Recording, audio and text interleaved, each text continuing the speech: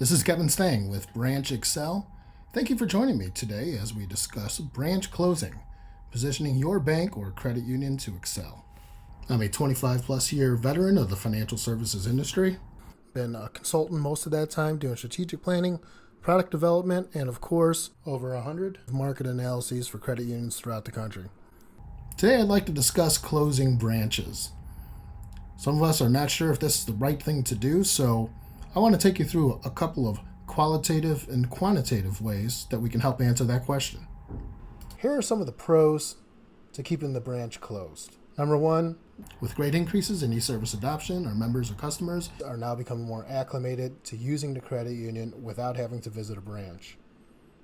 Number two, relocation. Your branch might have been at one point down a prime location near that KFC and that Subway, and now a half mile down the street they open up a Chick-fil-A and a Panera and a Starbucks and everything else, and you're no longer in a happening spot. So we had to close our branch temporarily, but when we reopen it, we're going to be in a better location to serve our members or customers.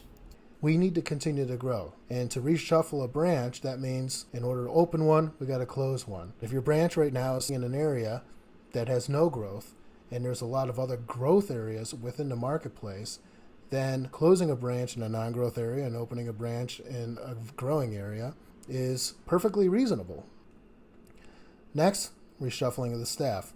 I know that doesn't sound great, but it actually is what's happening throughout all different industries right now.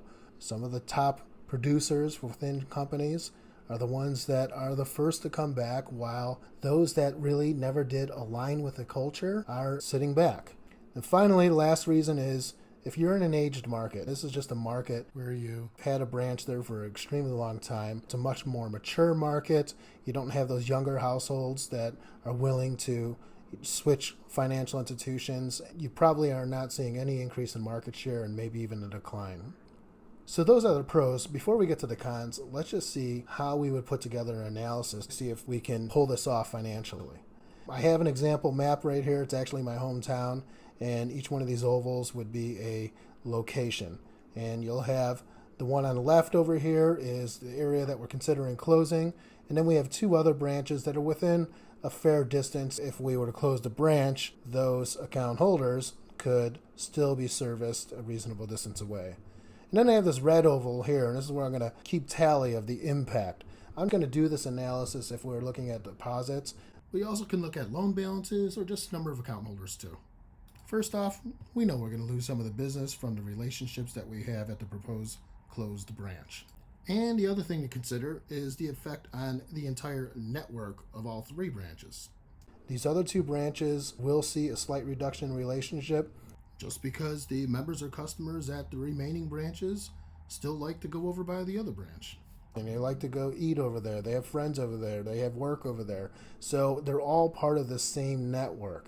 So all in all, there's an indirect impact on your neighboring branches and a direct impact on your existing branch. And all those dollars that would be from lost members or reduction in deposits will go to the competitors, which is going to be that red oval. Next, we do have to consider what we're actually going to lose in opportunity from natural growth. There's increases in population or higher incomes within the area, which all leads to just natural growth, which is represented in the orange here. Now let's take a look at how much of that additional market potential you're still going to get. First, if we look at the retained branches, just like before, the network is not as strong. Therefore, we're not going to get the same proportion of that natural growth that we had in the past. But some of these households in that closed area will move their business over to your other locations. But there's still this little bit left over here that goes straight over to the competition. So that is the growth that comes from the increase in population, increase in income, that adds more deposits to the marketplace. We'll still get a fair share, but not the same that we had before. Now let's discuss what we're going to take from our competition. If it didn't come from just the marketplace growing, then that means we have to steal it from our competitors. When you look at the gray bars in proportion to the orange, much of the growth that we get actually comes from stealing from the competition. There's just a lot of shuffling back and forth of deposit dollars and loan dollars, and in members and customers. And what it really comes back to is your status within that marketplace. If you have 3 locations in a small market area, you probably are the top dog. If so, you're still going to be stealing a lot of dollars from the competition. Now, if you only have 2 branches and you close one of them, you might not be stealing anything at all from the competition. In fact, you'll be the prey that other predators are stealing business from. So with this example, we're going to see a few of those dollars come from the existing locations over to the competition because, again, the overall network brand and network strength, the visibility of the network, everything surrounding the network has gotten just a little bit weaker. But we still are going to be able to steal some business from our competitors as these households open up their accounts at our other locations nearby. But the proportions change as compared to that natural household growth because it'll be harder to take away business from competitors than it will be to accept new business coming into the marketplace, like new residents. Therefore, unlike the orange bars with the natural growth, we're going to see a much smaller proportion of stolen business going to our other 2 surviving locations, and a larger chunk of that potential business that we were going to steal stay with the competitors. Now that we put together the financials, the next thing that we want to do is carry them out for at least 5 years. If we're thinking of reopening a branch a couple of years down the road, then I can see maybe in 2023, the total impact will just be $7.4 million in deposits. If we continue on to 5 years, it's $11.2 million. You really don't need to go beyond 5 years because within 5 years, you probably would have had the chance to reopen this branch, but you put those dollars elsewhere and did other things based on the opportunity cost that you had computed here. Some of the takeaways from this chart: number 1, the red area at the bottom would be the impact on existing households. You'll see that it starts off strong, but it flattens out.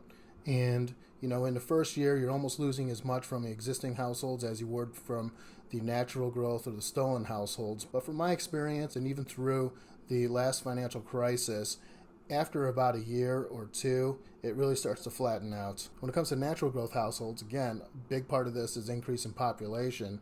And I would suspect that if you're closing a location, it probably isn't an area that has very high increases in population. Therefore, you don't see very big climbs for natural population growth.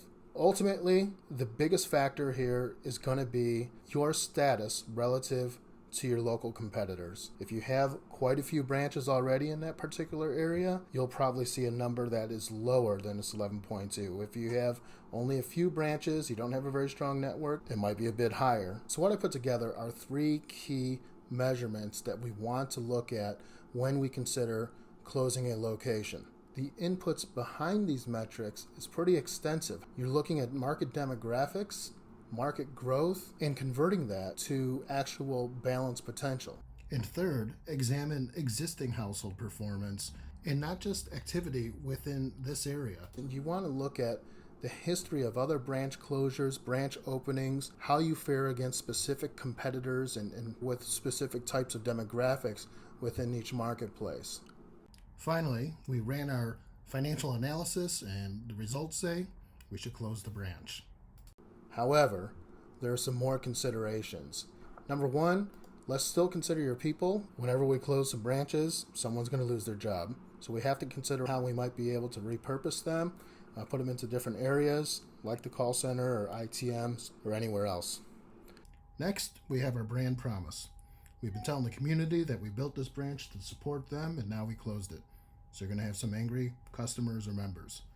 We might want to consider leaving behind an ITM, ATM, VTM, or something else to serve them. Next, let's consider the impact on your brand. First thing is, whenever a business closes its doors, people speculate as to the stability of that particular business. So we want to be sure that we position this correctly and do not appear as if this had anything to do with our financial situation. Finally, your capabilities. We have to still save room for growth within the marketplace. As time goes on, those transaction counts will go up, and you suddenly find that you do need that other location to help serve existing households, even though it wasn't that great for growing brand new households. Thank you very much for listening to this presentation. I tried to keep it brief, but I would love to continue the conversation with you.